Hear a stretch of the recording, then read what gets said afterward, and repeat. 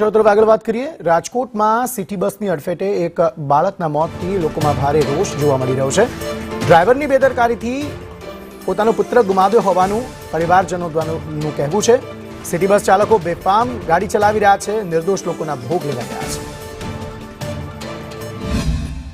કાલે city bus વાળા બેદરકારી ચલાવતા હતા તો મારો ભત્રીજો અને ભાભી બે રોડે નાસ્તો લેવા જતા તો એક ખામટી ગોલાઈ મારી બેને હડફેટે લઈ લીધા અને ઘટના સ્થળે મારા ભત્રીજાનું મૃત્યુ થઈ ગયું।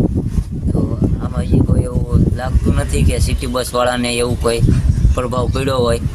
આ કાલે જે બનાવ બન્યો તો આજે એની જ પોઝિશનમાં બસો ચાલે છે, એમને કોઈ ફેર પડતો નથી। તો સરકારને મારું નિવેદન છે કે અમને થોડોક ન્યાય મળવો પડે। આવું અમે તો દીકરા વગરના થઈ ગયા।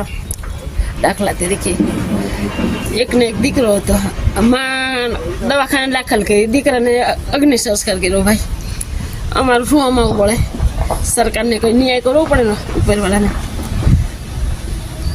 બરોબર, હવે શું માંગ છે તમારી? ન્યાય કરવો દેવો, આનો ન્યાય તો થાય ને, કંઈક રસ્તો તો થાય ને આનો। શું ઘટના બની? બાળક કેવડો હતો? બાળક 7 વર્ષનો હતો।